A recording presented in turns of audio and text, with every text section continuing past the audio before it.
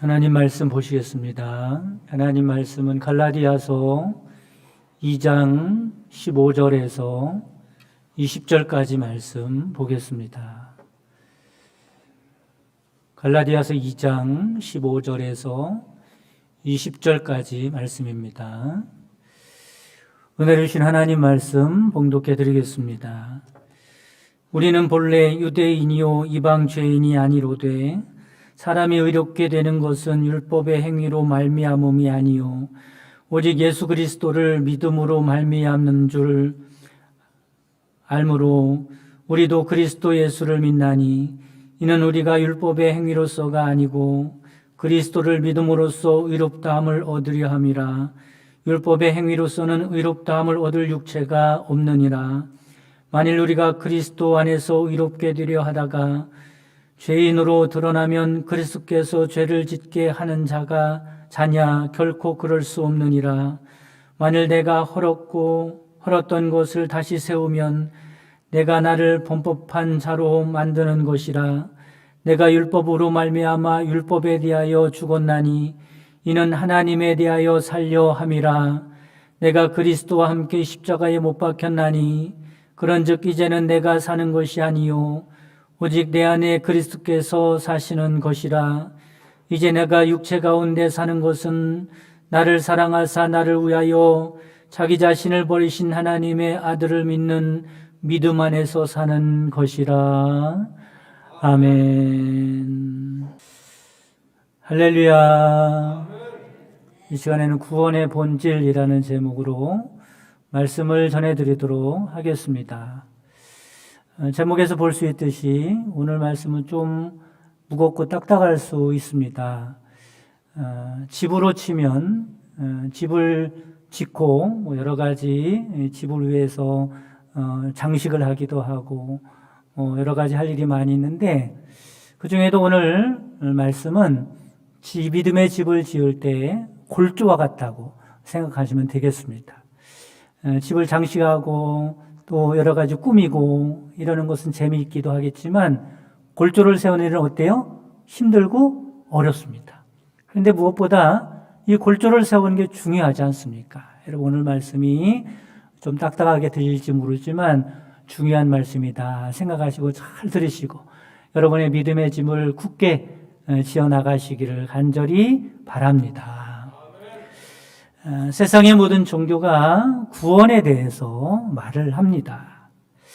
구원받아야 할 이유가 무엇인가? 라고 말을 하고 또 그 구원을 받을 길이, 방법이 무엇인가 제시를 하죠. 그러나 종교마다 구원에 대한 이해가 다 다르기 때문에 제시하는 구원의 길도 다른 것입니다. 예를 들면 불교를 한번 예를 들어보도록 하겠습니다. 불교에서의 구원은 무엇을 구원이라고 하냐면 고통으로부터의 구원을 구원이라고 그럽니다. 부처가 대중들에게 설파한 초전법륜이라고 하는 것이 있는데 그 안에 이 구원에 대해서 간단하게 이렇게 설명하고 있습니다. 인간의 구원을 고집멸도라고 하죠. 고집멸도. 간단하죠? 여기서 고라는 것은 인생은 고통이라는 겁니다. 인생의 모든 게 고통이죠. 생로병사가 고통이고요. 사랑하는 사람과 헤어지는 것이 고통이고요. 밉고 보기 싫은 사람과 만나야 하는 것도 고통이고요. 구하는 바를 얻지 못하는 것도 고통이고요. 나를 세우고자 하는 것도 고통이고 나의 것으로 집착하는 것도 고통입니다. 인생은 다 고통이라는 거죠. 고집멸도할 때 그 집은요, 그 고통의 원인을 이야기하고 있습니다. 고통의 원인이 무엇인가라고 하는 거죠. 인간이 이런 고통을 받게 된 원인은 미혹으로 인해서 욕망과 애착과 집착과 탐심이 모여 괴로운 번뇌가 일어나게 된다. 그게 고통이라는 겁니다. 고집멸도할 때 그 멸은 괴로움의 원인인 욕망과 애착과 탐심을 완전히 소멸된 상태를 말합니다. 멸해졌다는 거죠. 무아라는 진리를 깨달으면 열반과 또는 해탈에 이르게 된다라고 하는 겁니다. 고집 멸도할 때 그 도는 길이죠. 그럼 열반에 들어가는 길이 뭐냐? 이 모든 고통을 가져다주는 근본 원인을 제거하는 길이 뭐냐라고 하는 것입니다. 그 수행의 방법을 말하고 있는데 그 과정을 팔정도라고 이렇게 말을 합니다. 8가지 바른 길입니다. 팔정도가 8가지겠죠. 올바른 견해, 정견입니다. 올바른 사유, 정사. 올바른 말, 정어, 정업, 정명, 정정진, 정념, 정정. 자세한 건 알 거 없고요. 이런 수양을 거쳐서 수행을 통해서 어디에 이르는 거예요? 열반에 이르는 겁니다. 그게 구원이죠. 여러분 어떻습니까? 불교의 구원을 받더니 이렇게 구원받는 거예요. 사람의 노력으로, 사람의 수행으로 고통을 소멸하는 것이 구원이라고 말하죠. 여러분 기독교와는 뭐가 다릅니까? 여러 가지가 다르지만 확연히 다른 게 하나 있어요. 그게 뭐냐면 불교에는 하나님이 빠졌다는 겁니다. 여러분 그렇습니다. 불교에서는 신적인 존재를 배제하죠. 대신에 스스로 수행을 통해서 저마다 부처가 되어가는 겁니다. 그걸 뭐라 그래요? 성불했다 그래요. 성불. 내가 부처가 되어가는 겁니다. 무속신앙의 구원은 무엇일까요? 무속신앙에서 구원은 당면한 현실 문제로부터의 구원입니다. 기복이라고 하기도 하죠. 현실 문제를 해결해 나가는 것. 그러면 무속에서는 어떻게 구원을 받는다고 말할까? 무속에서는 여러 신의 힘을 빌어서 액땜을 하는 거예요. 액땜이 뭐죠? 앞에 닥칠 큰 그런 재앙입니다. 큰 액을 다른 가벼운 어려운 일을 통해서 겪음으로써 무사히 그 큰 재앙을 넘어가는 겁니다. 또 악귀를 쫓아내고 당면한 현실 문제를 풀고 복을 불러들이는 것을 구원이라고 합니다. 그러니까는 무속 신앙에서는 지극히 현실적인 구원을 말합니다. 이를 위해서 샤먼이라는 사람을 통해서 구술하기도 하고 점을 치기도 하고. 점을 왜 칩니까? 앞에 재앙이 있나 없나, 재앙이 있으면 그것을 어떻게 피해갈까, 그렇게 점을 치는 겁니다. 오른쪽으로 가라, 왼쪽으로 가라. 구술하기도 하고요. 그래서 귀신을 달래기도 하고요. 악귀를 쫓아내는 부적을 붙이기도 합니다. 무속이 말하는 구원은 인간이 당면한 여러 가지 인생의 문제를 귀신의 힘을 빌어서 해결해 가는 것입니다. 무속신앙에서는 중요한 사람이 있어요. 샤먼이라는 사람이에요. 그렇죠? 나에게는 그런 신적인 능력이 없으니 샤먼이라는 사람을 대신해서 그렇게 구슬하기도 하고요. 점을 치기도 하고요. 부적을 써 붙이기도 하고 그러는 겁니다. 그 샤먼이라는 사람이 누구죠? 죽은 홀령의 능력을 의지하는 사람입니다. 어떤 사람은 처녀 귀신이 붙었다고 하기도 하고, 그렇죠?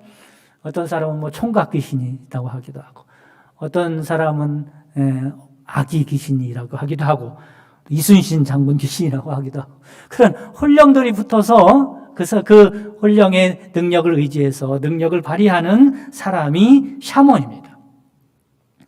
그러나 기독교적으로 보면 죽은 홀령은 이 세상에 있지 않죠. 사람이 죽으면 어떻게 됩니까? 천국 가든지 지옥 가든지 둘 중에 하나입니다. 홀령은 귀신이죠. 귀신이 홀령으로 둔갑을 해서 이렇게 장난을 치는 겁니다. 그러면 무속신앙에서는 귀신의 능력을 힘입어서 인생의 문제를 해결해 가는 것이다 라고 말씀드릴 수 있어요. 그러나 귀신은요, 성경에 보면 어떤 귀신이에요? 악한 귀신입니다.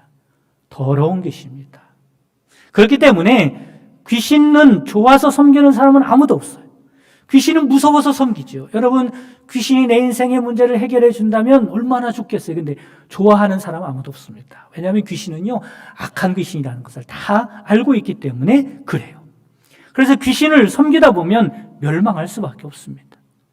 그렇다면 기독교의 구원은 무엇일까라고 하는 거죠. 우리가 알고 싶은 건 이겁니다. 기독교의 구원은 무엇일까? 기독교의 구원은 불교처럼 인생의 고통의 문제를 해결하려고 하는 것이 아닙니다. 무속신앙처럼 인생의 현실적인 문제를 해결하는 것이 구원이라고 말하지 않습니다. 그보다 더 기본적이고 근본적인 문제가 있기 때문에 그런 거예요. 그러니까 고통의 문제가 정말 중요한 게 아니라, 현실적으로 만나는 문제들이 정말 중요한 게 아니라 그보다 더 근본적인 문제가 있다는 겁니다. 근데 그 근본적인 문제가 뭐냐면 하나님과의 관계 문제입니다. 그래서 우리 기독교가 말하는 구원은 하나님을 만나는 것입니다. 하나님과의 관계를 회복하는 것을 구원이라고 그래요. 여러분, 그 하나님이 누구시죠? 나를 만드신 분, 나를 존재케 하신 분, 그래서 나를 그 누구보다 사랑하신 분입니다. 그런데 왜 관계 회복이라고 할까? 원래 인간이 하나님의 은혜 안에 살도록 창조되었습니다. 그런데 인간이 죄를 범함으로 하나님과의 관계가 단절되고 말았지. 인간은 하나님의 은혜 안에 있을 때 참된 만족과 행복을 얻을 수 있는데 죄로 인해서 하나님과의 관계가 끊어졌고, 그때부터 인간에게는 고통과 인생의 문제를 안에서 살 수밖에 없게 된 겁니다. 그리고 가장 큰 문제는 영원한 멸망의 문제죠. 죄의 문제를 해결하지 못하면 영원한 멸망에 이르게 된다고 말씀합니다. 그러니까 불교가 말하는 고통, 무속에서 말하는 현실 문제는 피상적인 거고 부차적인 겁니다. 더 본질적인 문제가 있는데 기독교에서는 그것을 다루고 있는 거예요. 그게 뭐예요? 하나님과 내가 단절됐다는 것. 이런 것과 같죠. 가정에서 어떤 부부가 있다고 생각을 해보시기 바랍니다. 내 부부의 사이가 너무 안 좋은 거예요. 그러면 어떨까? 부부 사이가 너무 안 좋고 화목하지 않으면 큰 돈을 벌어도 행복하지 않습니다. 꿈을 이루어도 행복하지 않습니다. 부부 사이가 좋지 않은 이 집안에 매일과 같이 큰 소리가 나겠죠. 아이들은 집이 싫다고 뛰쳐나갈 겁니다. 어디에서부터 문제가 시작되었는가? 어디부터 문제가 시작된 거예요? 부부관계부터 문제가 시작된 것입니다. 가와만사성이라는 말이 있잖아요. 가정이 화목하면 모든 것이 다 잘 이루어진다는 말인데, 그 가정이 화목하는 가장 중심에 누가 있어요? 부부가 있는 거예요. 부부가 화목하고 사랑이 넘치고 그러면요 가정이 화목하고요 하는 일이 잘 되는 겁니다. 그게 중심이고 그게 근본이죠. 마찬가지로 인간에게 있는 고통이나 현실적인 문제는 그것이 본질이 아니라는 거예요. 하나님과의 관계 문제가 본질이고 여기서부터 모든 인생의 문제가 발생하게 되는 겁니다. 그래서 저 유명한 신학자 폴 틸리는 이런 말을 했어요. 우리 인간에게는 궁극적 관심이 있다. 그것은 돈에 대한 관심보다 더 깊은 관심이고, 성공과 출세에 대한 관심보다 더 깊은 관심이고, 쾌락에 대한 관심보다 더 깊은 관심이다. 이 관심은 바로 창조주 하나님에 대한 관심이다. 그게 근본적인 거라는 거예요. 그래서 기독교에서는 하나님과의 관계의 문제를 해결받는 것을 구원이라고 말을 합니다. 그러면 이 문제를 어떻게 해결받을 수 있을까? 이 문제는 인간 스스로 해결할 수 없다는 것을 먼저 알아야 합니다. 왜냐하면 인간과 하나님과의 관계를 끊어놓은 것이 죄이기 때문에 그래요. 여러분, 죄의 문제를 해결해야 합니다. 그런데 인간은 스스로 죄의 문제를 해결할 방법이 없는 거죠. 우리는 그동안 살아오면서도 죄를 졌고, 제가 장담하지만 여러분 앞으로 살아가면서도 계속해서 죄를 짓고 살아갈 겁니다. 죄의 문제를 해결하기는커녕 죄 안에서 헤매고 살 수밖에 없는 것이 인생이죠. 더군다나 성경이 말하는 죄라는 것은 우리가 흔히 알고 있는 죄와는 성격이 좀 다릅니다. 그것도 죄지만 성경은 그런 것보다도 더 근본적인 죄에 대해서 말하고 있어요. 보통 죄라고 하면 도덕적이거나 윤리적이거나 양심적이거나 법률적인 것을 어겼을 때 죄라고 하지만, 성경이 말하는 죄는 뭐냐면 하나님의 뜻대로 살지 못하는 게 죄입니다. 하나님께서 인간을 만드실 때 이렇게 살기를 바라는 마음으로 우리 인간을 만드셨는데 하나님의 뜻대로 살지 못하고 빗나가는 게 죄라고요. 창조의 목적에서 빗나가며 살아가는 것이 죄란 말이죠. 특히 우리를 향하신 하나님의 뜻이 무엇입니까? 하나님을 사랑하는 것이 하나님의 뜻인 줄 믿으시기를 바랍니다. 마태복음 22장에 보면 한 율법사가 예수님께 물어봐요. 예수님, 하나님의 계명 중에 가장 첫 번째 되는 계명이 무엇입니까? 물어봤더니 예수님이 이렇게 말씀하죠. 내 마음을 다하고 목숨을 다하고 뜻을 다하고 주 너의 하나님을 사랑하라 하셨으니 이것이 크고 첫째 되는 계명이라고 말씀합니다.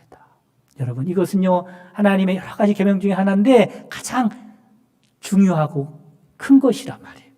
그런데 여러분, 하나님을 만나지도 못한 사람이 어찌 하나님을 사랑할 수 있겠습니까? 그렇기 때문에 하나님으로부터 단절된 인간은 어떻게 살아도 죄를 지으며 살 수밖에 없는 겁니다. 인간의 힘으로 도저히 해결할 수 없는 문제라는 말씀을 드리는 거예요. 불교의 고집멸도는 인간이 해볼 만해요. 그렇잖아요. 그래서 정말로 수양하는 사람들이 있지 않습니까?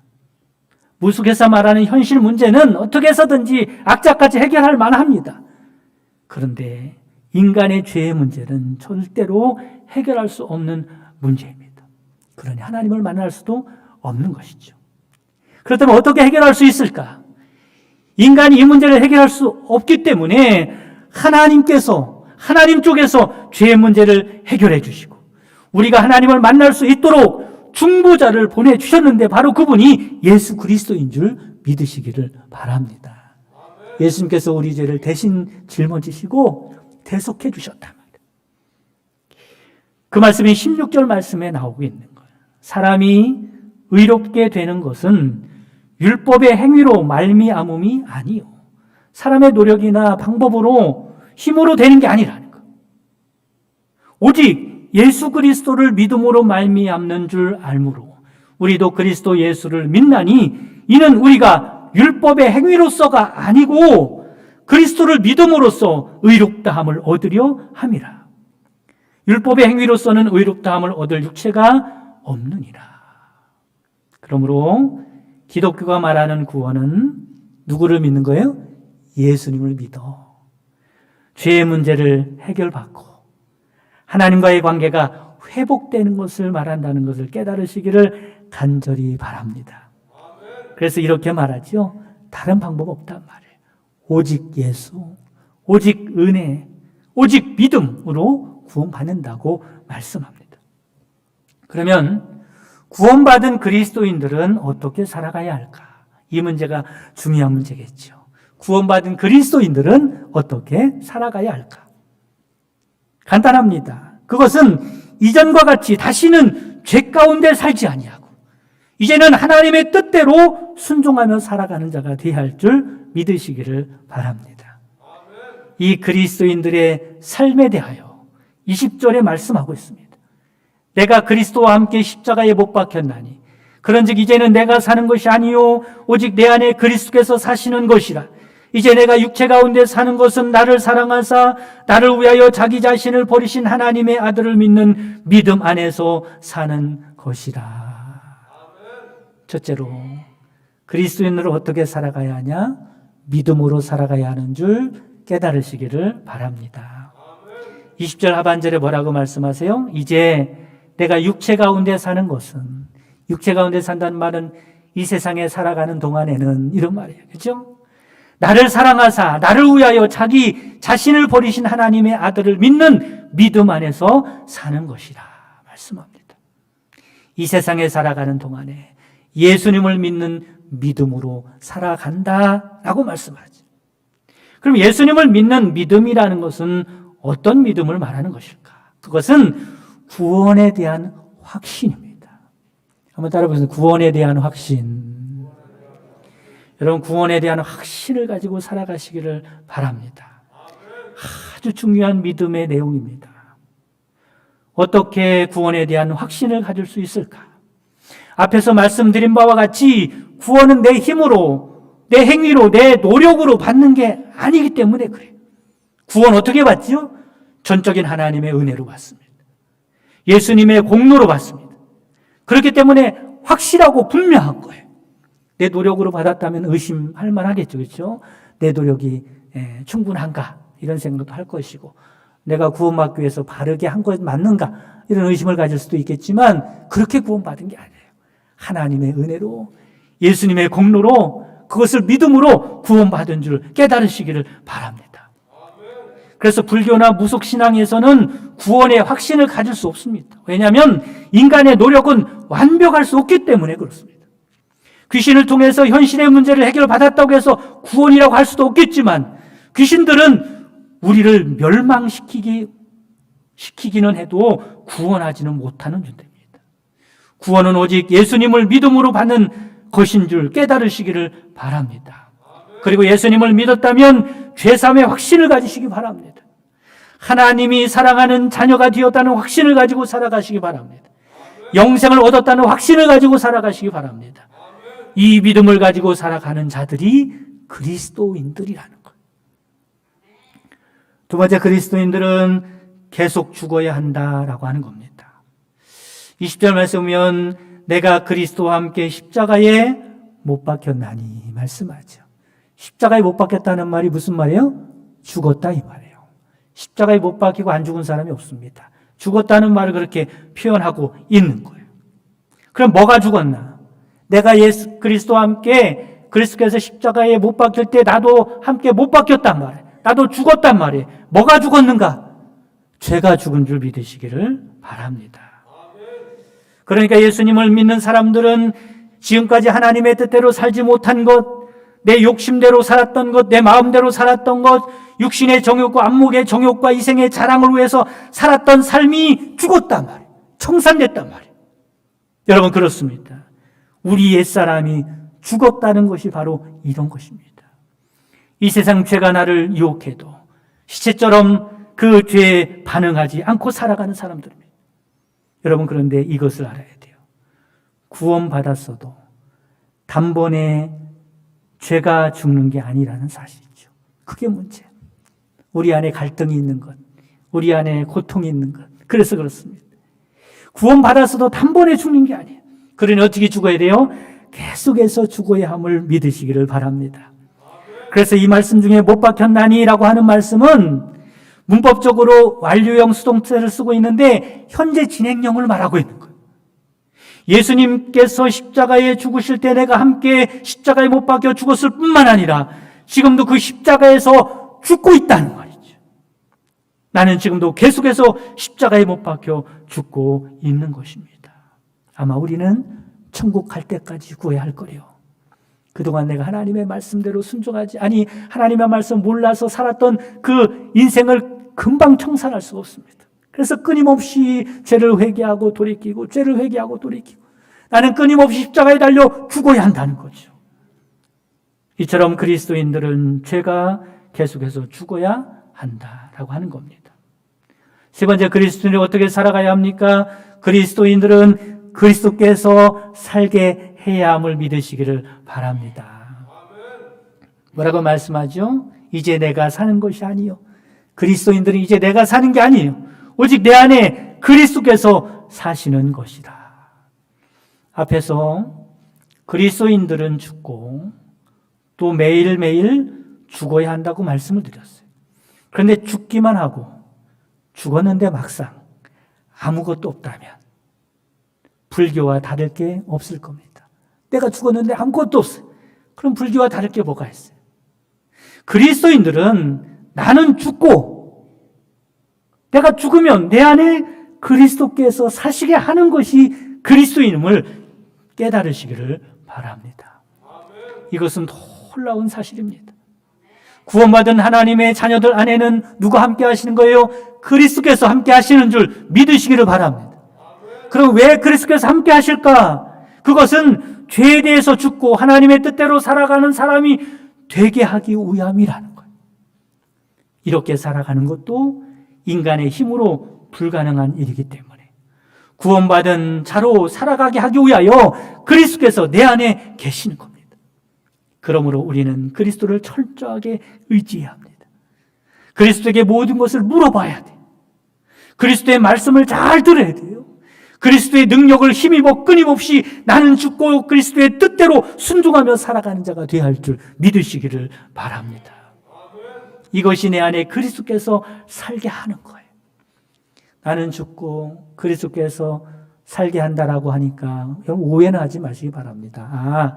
나는 가만히 있어도 그리스도께서 사시는구나, 날 대신해서. 그게 아닙니다.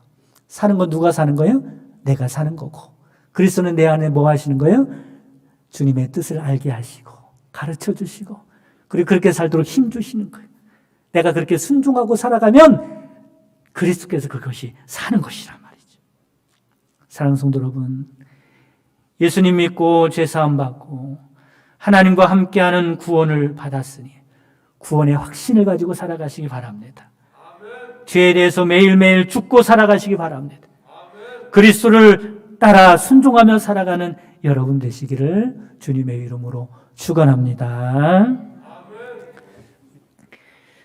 지금은 우리 주 예수 그리스도의 구속의 은총과 하나님의 크신 사랑하심과 성령님의 내주교통 충만 역사하심이 나는 죽고 그리스도로 살기 원하는 모든 성도들 머리 위에와 그 가정과 사랑하는 자손들과 그 손으로 하는 모든 생업이 지금부터 영원까지 함께 계시기를 주님의 이름으로 축원하옵나이다.